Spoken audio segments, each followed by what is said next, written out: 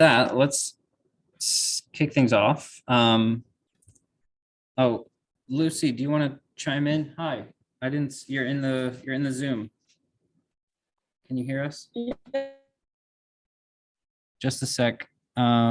Working on the audio controls. Go ahead, testing. Lucy, are you there?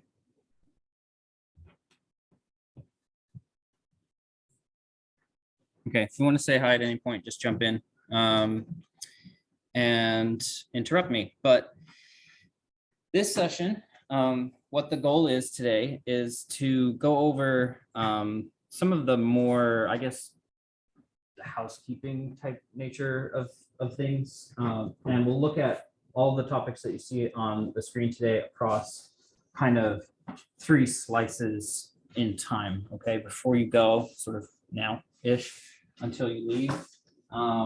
Then all of the Smith policies and such, money and budgeting concepts that Peter might not have covered in his session, and health and safety stuff during your time abroad, and thinking ahead then, even now, to after study abroad and what that life might look like for you. I know it says questions come at the end of this agenda, but they can be peppered in throughout, the same as at Peter's session. So feel free to interrupt me and we'll go from there. Okay, before I actually dive straight into the before you go, I did say that there were introductions. So I'm now navigating back to my browser. And you all should have just received an email about 5 minutes ago. If you could please pull out your device and join the Jamboard for today. Everybody in the room is going to one place. So in the other sessions this week, I've been asking us to post a photo where they're studying abroad, but maybe in this case, we might just all share a photo about what you're kind of most looking forward to in Copenhagen in particular.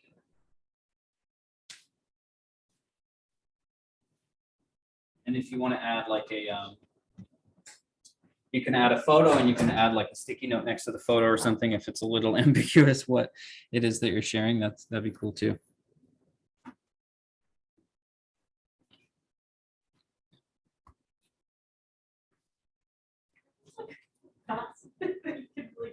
A photo of, then type it. Yeah, it's on a sticky note.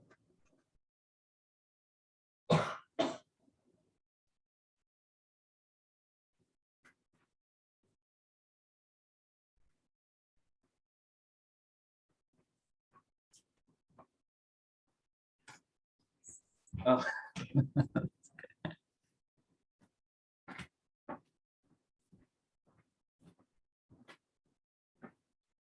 I'm envious of you all for this reason. The pastries. My first study abroad destination was Germany. And the Germans are also known for their bread and pastries and things like that. So sure, jealous. What's up, Gladys? Follow up on what Sydney asked. Yeah. Do we just resubmit the plan that is like edited? Yeah, if you need to just edit and resubmit. Okay. Yeah, with your new classes. All right.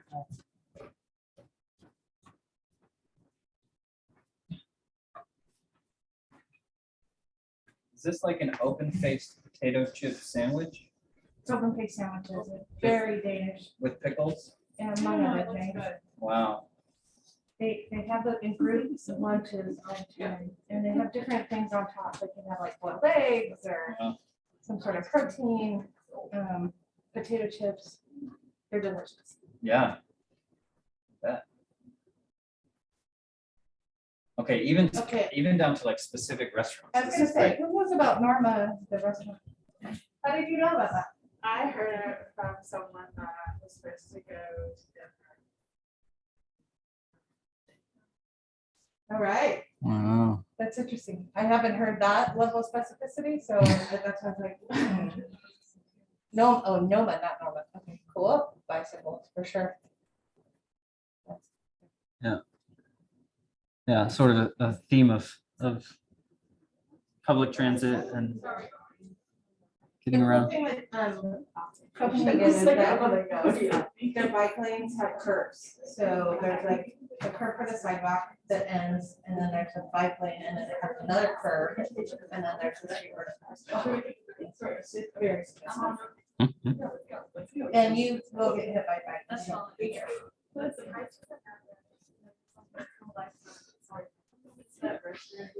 Did you go to Copenhagen? No, never. I never made it to like anywhere north of Hanover. So I haven't even been to Hamburg.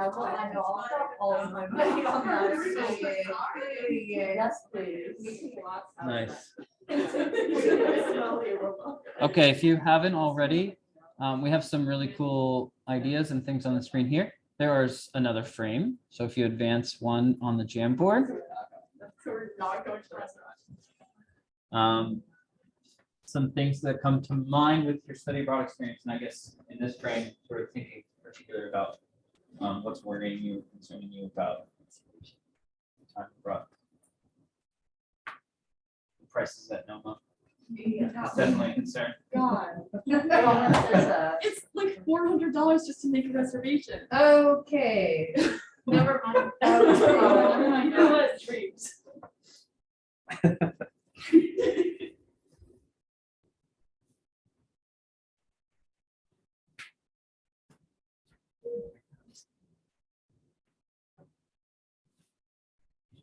Yep.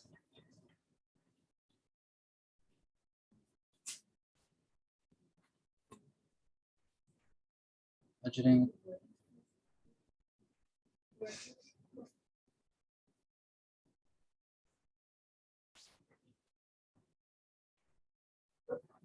Hard to do this on a phone, on a browser. Terrible decision. Mm.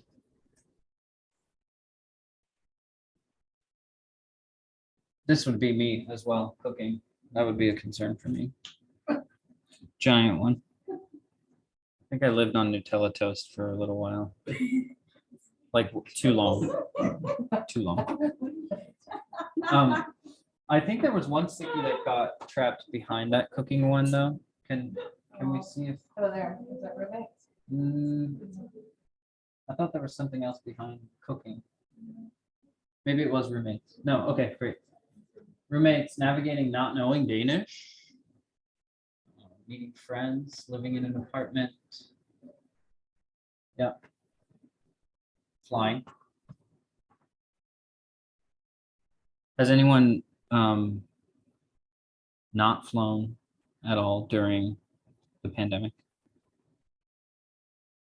Okay.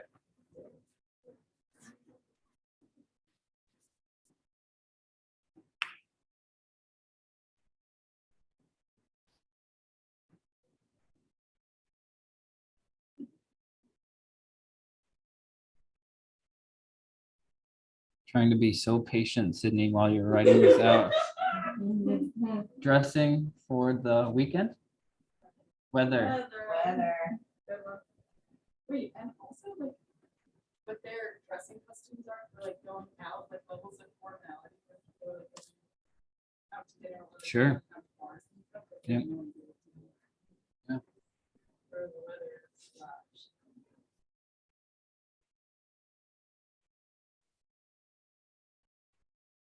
And then this is interesting, interacting with non-smithies. Like a worry, concern, generally speaking, or something that you have to work through some nerves on, I suppose. That's normal, right? Outside the community. Yeah, different school and curriculum. Vibe in a classroom. Okay, well, in the interest of time, let's go ahead on to the third frame and some things that you practically sort of need to continue to think through and complete as you prepare to go.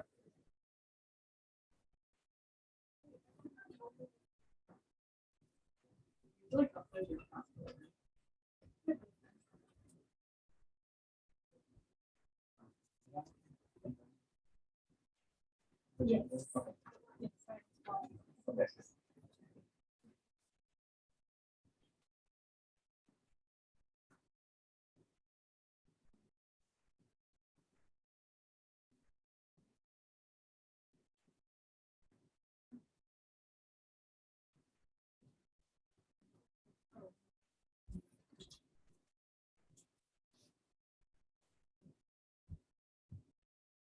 Okay, lots to prepare for. Yep. Money, visa, flights, legal residency, that's also visa. Deciding on housing options, you heard from Peter last week about your good options there. What am I missing? Oh, a health thing here, planning doctor's appointments.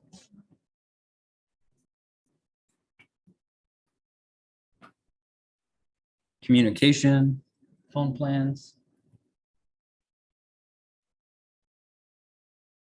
Insurance, good, we'll touch on that.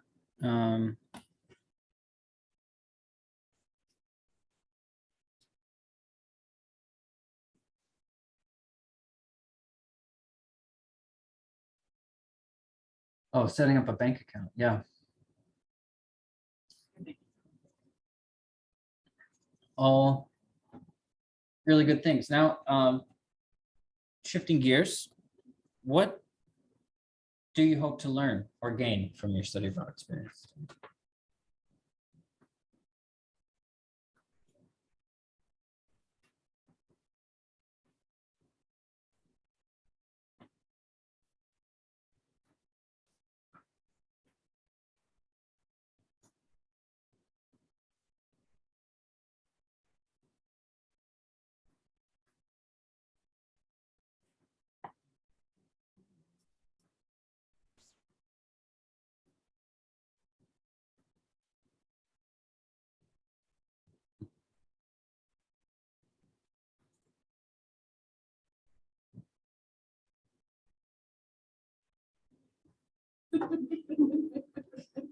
Yeah, that's great. Yeah, frame the stickies. This will be great for social media later. Snap a screenshot on this one. Oh no, don't erase it. Leave it there. Friendships, cultural immersion, social skills. Yeah, it's that duality, right? I saw it on the, like, what are you worried and concerned about, where someone said interacting with people outside of Smith, but also here, like meeting people outside of Smith is something to gain also.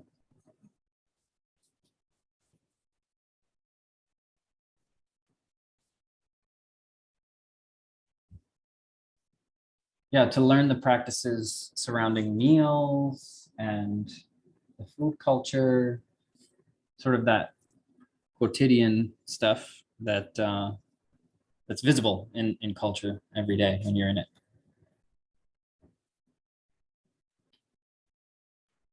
Great. Those are all the frames on the Jamboard. So thanks for going through that exercise. I'm going to go back to our slides here. And we can just dive in and talk through, again, the slices in time here. So thinking about Smith policies and money and budgeting and health and wellness before you go. The first thing that I think is important to consider is remaining connected to all of your resources on campus here.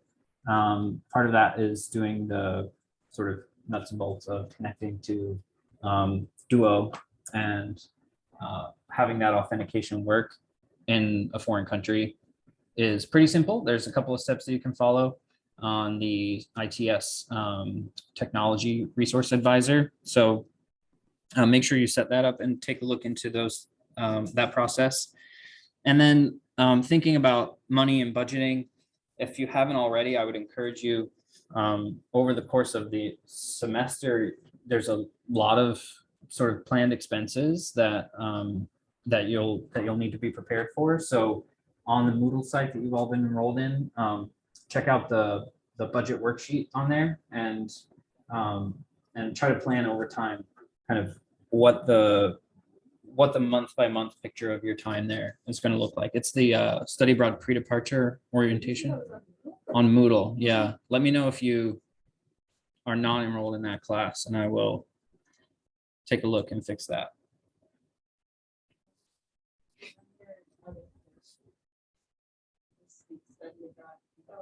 Right. Yeah. Thanks, KR.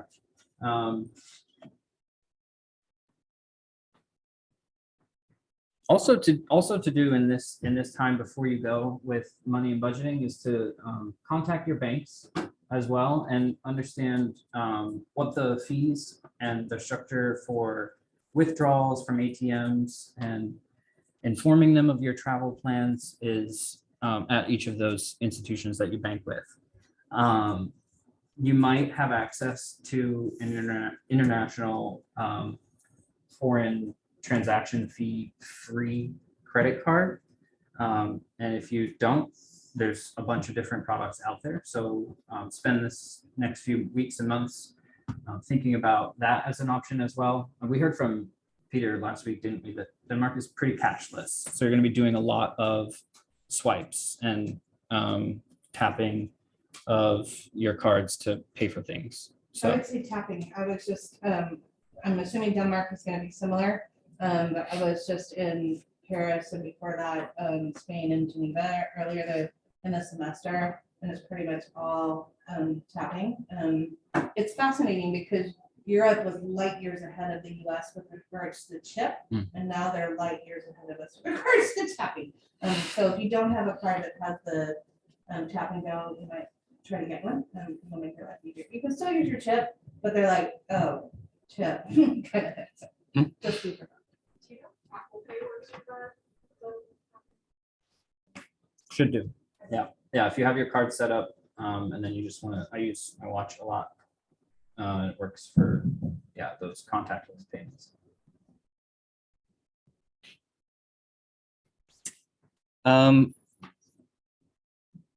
Yeah, and I think that those are kind of the main points when I think about money and budgeting before you go in this time now. You know, the other thing that as you're building out that budget sheet that might come up is you may realize I need to have a conversation with Student Financial Services and understand my aid package and what that looks like for the term that I'm away, because there could be some adjustments that get made. Work study is one example of an award that is removed for the term that you're away. So discuss those things early on as the semester's wrapping up here. They won't close for summer, same as us, so you can contact them in the summer months too, in case you have questions about that. Speaking of questions, Lucy, thanks. I will jot down a note and try to enroll you in the Moodle course once we leave here today. Okay, hold that thought.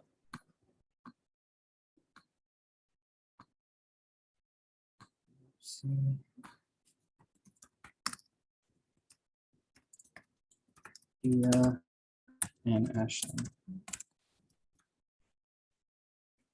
Okay.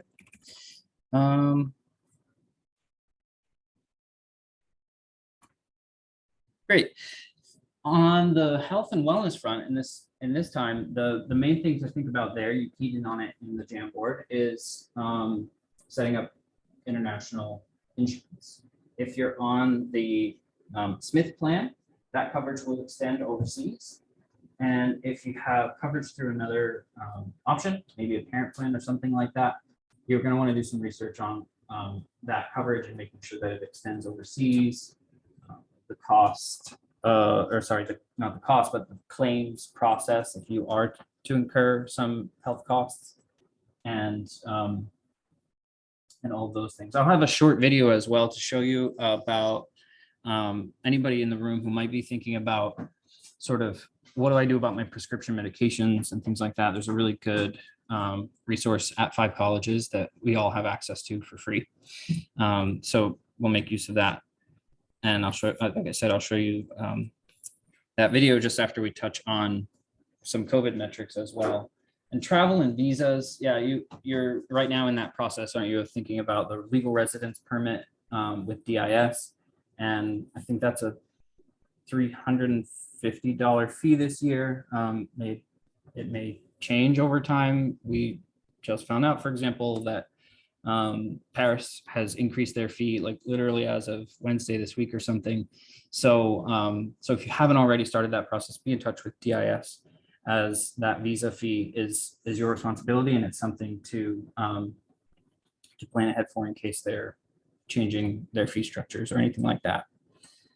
The other thing on this front that I wanted to touch on now today was that I have an update for you about airfare stipends, and that process has gotten started. The way that it looks for you as DIS students is I'm asking Student Financial Services for your need levels this week. Hopefully I'll have those answers tomorrow, if not into next week. And then what I then do is inform DIS of that need level, and they determine what level of airfare scholarship that you're eligible for.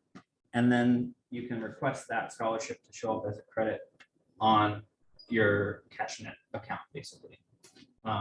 So if you've managed all of your other expenses and everything, and you don't owe anything to Smith, then it's just going to be essentially like a reimbursement, because you're probably all thinking about the cost of flights. They're not really doing much but climbing these days. So it's good to be researching those, and just know that you have to have that discussion with Student Financial Services saying, I'm accepted for Denmark in the fall, and I believe I have a scholarship that I'm eligible for. Can you repeat again how does the process work between the Office of International Studies and financial and DIS? Sure. What is it? Sure, it's a little complicated. So it's sort of a triumvirate, or like a triangle, right? So Student Financial Services informs us of your need level, and then I tell DIS that, and then it sort of works its way back around the triangle so that I inform Student Financial Services of the scholarship amount that DIS has said that you qualify for, and that becomes your airfare stipend, which you can cash out through your Smith account. So it's just a little different than other programs, and yeah, it comes through the invoice from DIS essentially. So that'll just show up at some point, or can you just like we request it? Do we request it, or it just? You should have a conversation with Student Financial Services. No, I mean Yeah. like, okay, so Yeah. it's gonna show up randomly then, that's what I'm saying, like, is there any way to know like when? When timing? Yeah, roughly in the next 2 weeks or so, I would say. Like I said, I'm going to spend next week getting those need levels and informing DIS. DIS will then put together the list of airfare scholarships, and then that will be communicated back to Student Financial Services to pay out to your student account. Hopefully at the latest, we're talking like mid-May.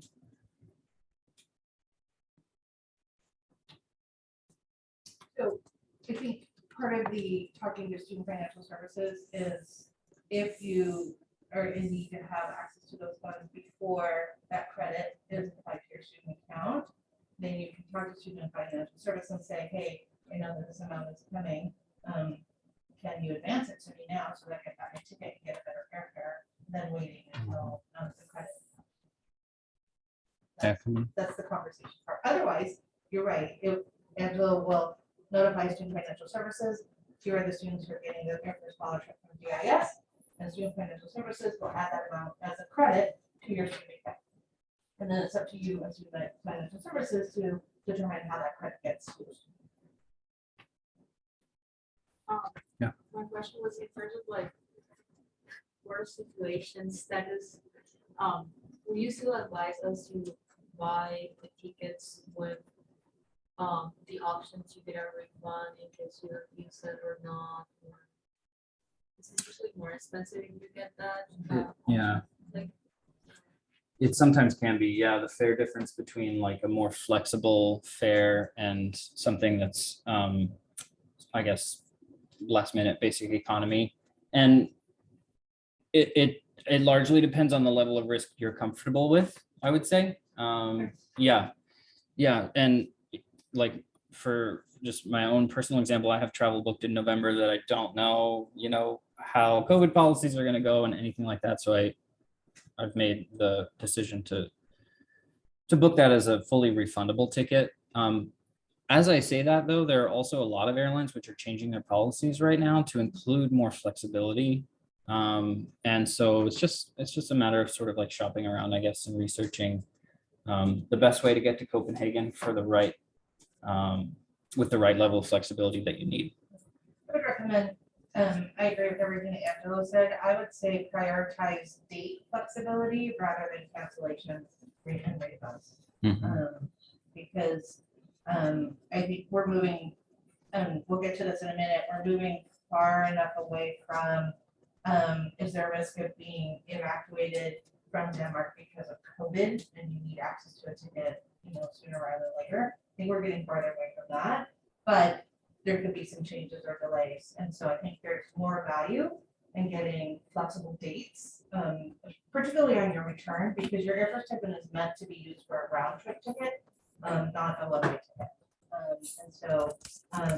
So if you can get, I would invest in a ticket that perhaps will cost more with flexible dates than getting a ticket that would cost more and be remote. Yeah, perfect. Okay, and then I think when I also think about health and wellness and travel and everything like that too, it ties into the conversation around self-care and I guess what you think you need to do the most to be ready to go abroad. And again, I think AIG Travel Guard as a resource there can come in really handy. Great. The next thing I wanted to talk about is the COVID metrics. So for the past 3 terms, Smith has been sending students abroad, and as Lisa said, we're moving further and further away from a conversation about really case numbers per se, and more now that we're comfortable with the vaccination rates of our community, and then like the communities that you're going to be entering in Copenhagen and everything. It's largely now turned to the hospitalization rates that mean a lot more than what you see on the screen here. It just hasn't been updated. And I think you all heard too, again, from Peter, just on their level of comfort and the regulations that they've been able to operate under to mitigate a lot of risk with COVID. And so, yeah, I think we're in a pretty good space when it comes to this. And again, the Study Abroad Risk Advisory Group is still meeting bi-weekly and reviewing these things, but it would be a unique turn of events to where borders are closing again. And of course, we can't predict what might happen, but anyway, that's sort of the state of things when it comes to COVID measures. And I would just add to, if you've been paying attention to the news, and think that will help with this is the fact that the CDC and the US State Department have just reevaluated their travel advisories. So whereas as of Tuesday, prior to Tuesday, 80% of the world was level 4, do not travel. And now it's down to just 10%. Yeah. And stuff. So Smith hasn't based their decision-making and solely on the CDC and the US State Department. We paid attention to it, obviously, but we were also looking at these other metrics to make decisions. And the reason where we were able to have students abroad this year, while the world, most of the world was at level 4. But, the fact that the people who are covered, making decisions at a national level are also kind of in agreement with us, that that's definitely helping. Right. So I have a preview of my next slide, and I realized they're a little out of sorts. I didn't link it here, but now I do want to turn to what I promised was a short video from AIG. Yeah, and this is nice. In addition to your questions that you have about the Smith's health plan or your primary U.S. health insurance. So we'll take a look at this together. Whether you are a faculty organizer or a student arranging your own college-sponsored travel more than 100 miles from campus, you will want to learn more about AIG Travel Guard before you embark on your journey. In this brief video, we will go over who is covered by AIG Travel Guard, what events are covered, and what additional services are provided by AIG to travelers covered by the program. First, let us begin with what exactly AIG Travel Guard is. AIG Travel Guard is an insurance product purchased by your college. Travel insurance can help you when the unexpected occurs, whether you lose your passport, need roadside assistance, or become so suddenly ill that you require a medical evacuation. If you are a student, alum, or employee traveling on business sponsored by Amherst, New Hampshire, Smith, Mount Holyoke, or 5 Colleges Inc., you are already covered by the AIG Travel Guard plan. You do not need to do anything more to enroll. Do note that this travel insurance will cover you only for college-sponsored travel, and not any personal travel you may add on to a college-sponsored trip. Let's go over what services your Travel Guard plan includes. AIG Travel Guard has 2 primary forms of service on offer to members: claims activated coverage in cases of emergency, and supplementary services that can be taken advantage of without initiating a claim. We are going to go over claims activated services in more detail now. Claims activated services include medical assistance. AIG will help you locate medical providers and will coordinate emergency replacement of prescriptions and medical equipment. AIG Travel Guard also offers a medical expense benefit of $2,500 for some accident-related injuries you may suffer while traveling that would not otherwise be covered by your existing medical insurance. This coverage is limited and should not be confused with actual health insurance, which you should also make sure you have before you begin your travel. Emergency medical evacuation or repatriation is another claims-activated service and includes the coordination and coverage of your safe return home or to the nearest medical facility should you become seriously ill or injured while traveling. You should also open a claim with AIG if you need to be evacuated for a non-medical issue, such as a natural disaster or a coup.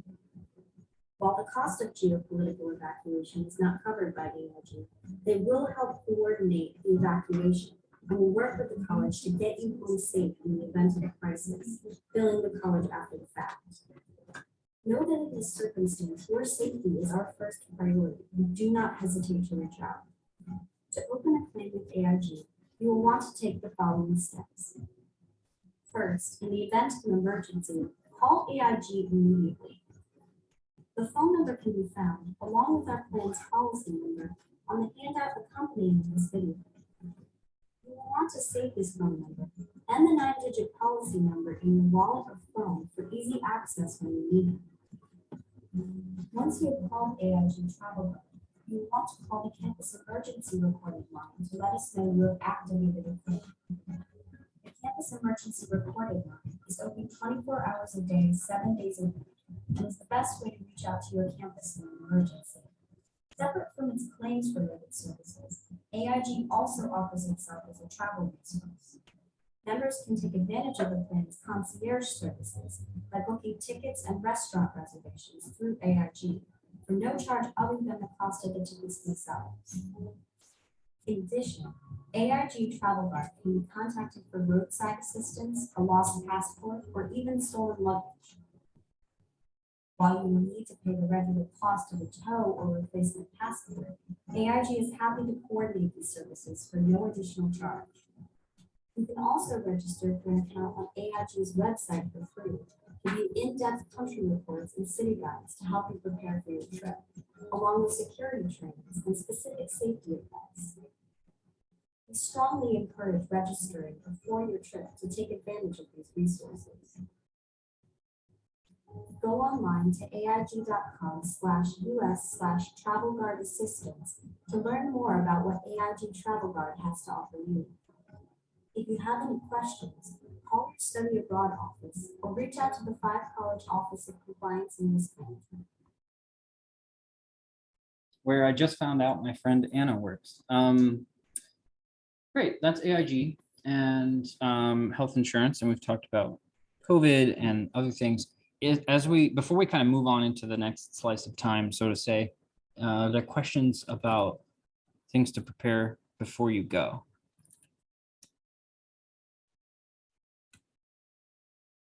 Good stuff. All right. The other thing you can do, just as we transition into while you're abroad, in terms of planning for the unplannable and those quirky graphics that they showed on the screen about evacuations and things like that. U.S. citizens can enroll in the State Department's STEP program. It's the Safe Traveler Enrollment Program, and that just puts your contact information and emergency contact details on file with the embassy in Copenhagen. And in case there's budding unrest or some sort of national emergency, they know who to be in touch with. And for non-US passport holders, the equivalent of State Department may have some similar resource as well to register and make sure they know where all of their nationals are. Do you remember getting You can Google US State STEP program or Safe Traveler Enrollment.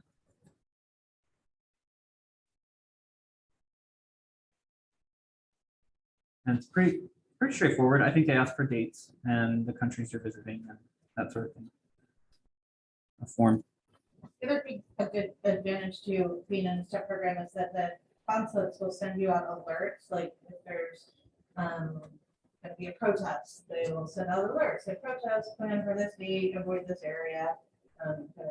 So it's a good way to get information. Otherwise,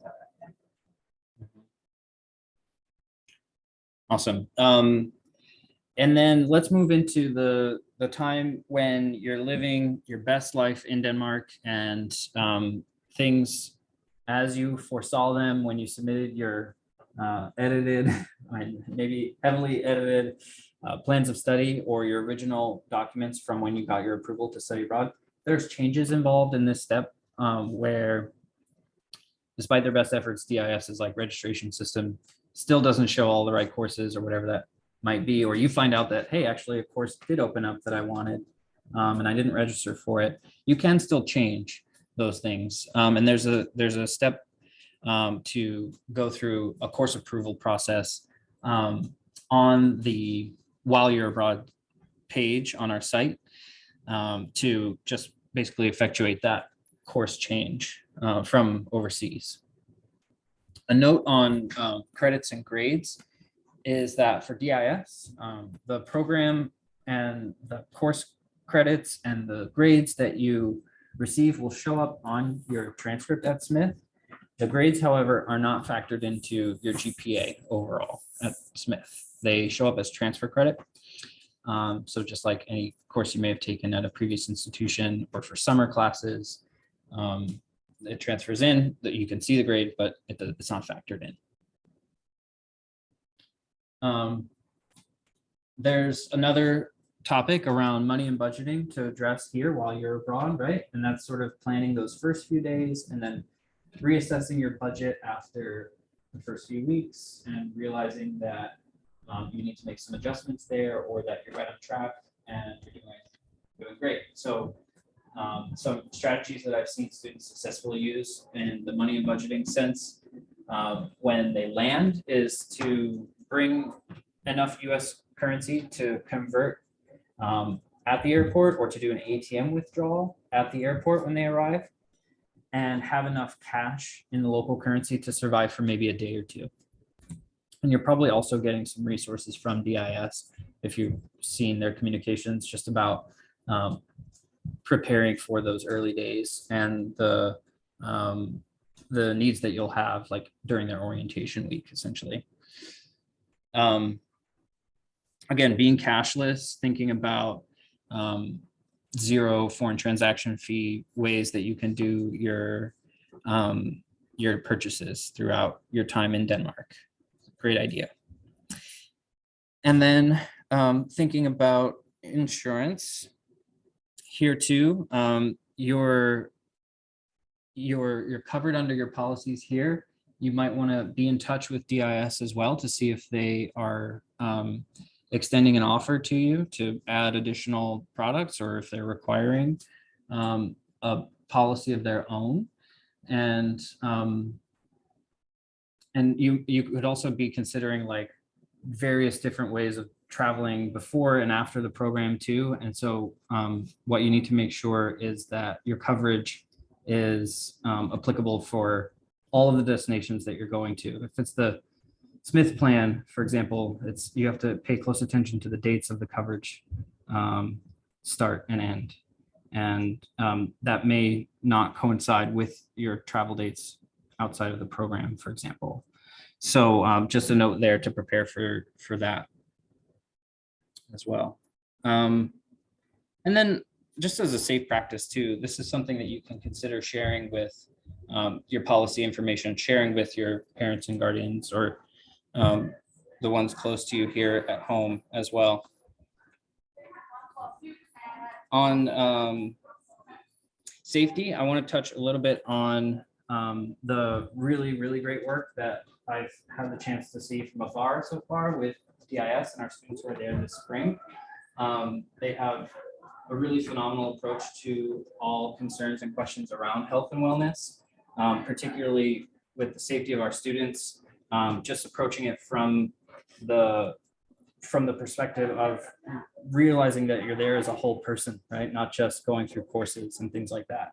And so, you know, we don't hope for these things to happen, but when they do, nearby or close cutting sexual harassment things in and around the program site in Denmark, or, you know, heaven forbid they happen to you, those are all handled really well by DIS. And, you know, Lisa and I both hope that you're comfortable reporting those things to us, because we all could, I guess you could get there like with some logic, counterintuitive as it might sound, but increased reports of sexual harassment actually lead to like increased accountability, and that culture is important to us.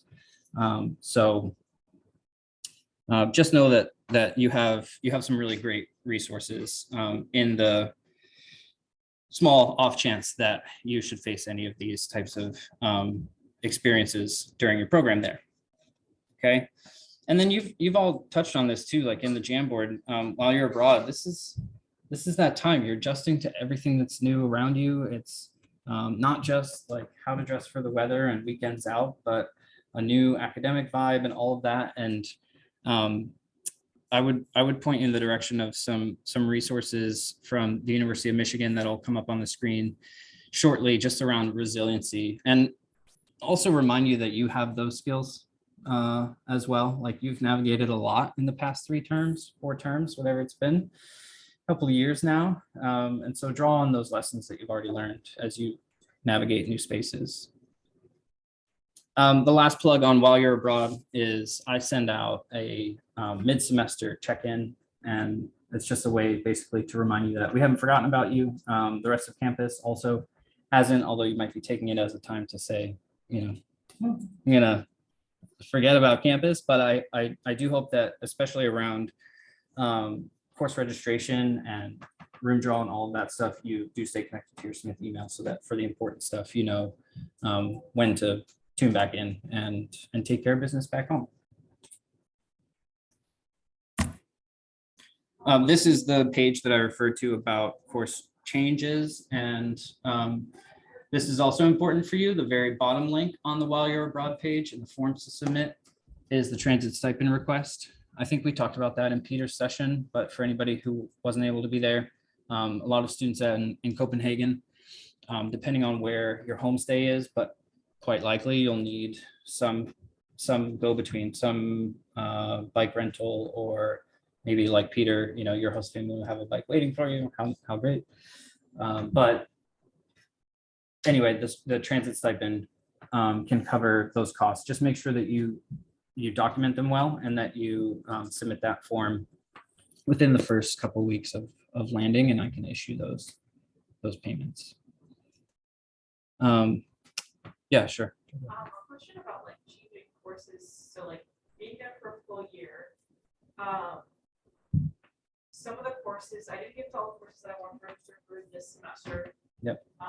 But for spring semester, I'm taking some of those classes that I was going to register for then. Fall. Do I submit like a new plan of study now for the spring, or like closer to like when I actually have gotten like registration done. Yeah. Can I kick that one to you? Sure. So, no new plan of studies needed. And you would submit a course, change form to ask for approval for a course that hasn't already been previously approved, regardless of when you actually take it. Okay, so in your case where you did get into the course you wanted for the fall, but you're planning on taking it in the first grade, you don't need to let us know that because the course itself has already been approved for cancer. If there's a new course that's not on your plan of study, and you want to get credit for it, then you submit a course change. Okay. Also, remember in Denmark, you need to enroll in 5 or the equivalent of 15 BIS credits, generally 5 3-credit courses each. One of those has to be. Right, and we have some plans of study coming our way soon.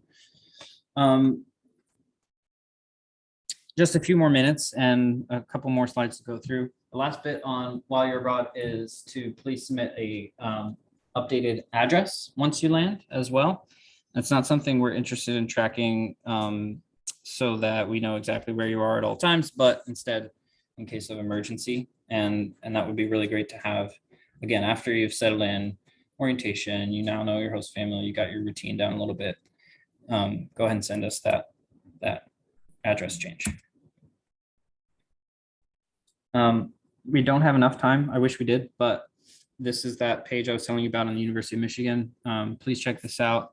Like I said, the health and wellness stuff while you're abroad is 2 sides of the same coin. And thinking about routines and physical well-being, but also, you know, large part of that ties into mental health as well. And so you have some of this capital, like I said earlier, but you know, these are great. These are great places to go and see real stories too about how travel has changed students. And so tap into that for sure. This is a great video specifically on what some of you mentioned in terms of interacting with non-Smithies and making new friends and stuff like that. Sort of, what if it doesn't go the way that you thought and you can't make enough Danish friends, or you're not satisfied with the level of socialization that you've been able to do so far in the program. Great case study here from an example of a student in South America. Okay, yeah, so sort of rounding things out, thinking about while you're abroad, these broader topics as well about cultural adjustment. And again, you're ready for this, you're eager for it, it's why you're here, it's why you applied. But I think in these days, it's really important to think about sort of how this will help you as you navigate back to campus and attempt to continue the engagement with foreign cultures and with that sense of being a global citizen that you can only get from living in a new place at a time like this for study abroad. So how's it going to impact your cultural competence? How have you worked in spaces so far that have made you realize that cultural competency is important? And yeah, and how could it change sort of like the way that you engage on campus once you're back as well? And a note on that last slice in time, returning to Smith, just to think about it from afar a little bit. It is quite a ways away, but make sure that in terms of Smith policies before you go, if you are an international student, you're talking with ISSO, Dean Caitlin or Claire, just about the travel signature on your I-20 and policies around that. Again, we already touched on course registration and housing. Sort of want to keep in close contact with your Smith email, just an eye on things so you know when those important steps are happening in the semester. And most of you are here just for the fall, but financial aid processes throughout the year and making sure that you're doing everything you need to apply for the aid that you need and stay on top of scholarships that are part of your package or whatever that might be. Okay, and then also thinking ahead to summer, you'll be returning at a really exciting time in spring 2023. But then what else could you engage in? That's an important time. You already know it from the application cycle this past year, but it's an important time as well to be thinking about your plans after Denmark in that summer term. So could you parlay that experience into an internship and do praxis funding for the following summer? Or apply for another summer term abroad, wherever, honestly, but and receive funding from our office through the International Experience Grant. Okay, these are all things to think about as far as future plans. And the Projects for Peace is great. Gilman is great. Fulbright is fantastic. That's kind of even the next sort of longer term step of post undergrad. But these moments, these programs can be great stepping stones for things that will set you up for an international career later on, if that's something you're interested in. So really great opportunities. And yeah, lastly is like showcasing the new you, thinking about like student conferences, developing that professional aspect, and working into, it's something that the Wordle Center is really great at as well, but that we're always open to having a conversation about is how do you incorporate this experience into your job applications, into your grad school applications, interviews, resume writing, all of that stuff. And finding a way to highlight this as a moment that inevitably is going to stand out, and that you'll gain a lot from, that feels intangible and might feel hard to put down on a page, but when you do it right, it can turn into really solid opportunities as well. So covered a lot of ground, and I've been talking for a long time. So I just want to say thank you so much. I'm going to go ahead and stop our recording, but stay around for another several minutes, and for any questions in the room. Leftover thoughts? Sure. So I know that with my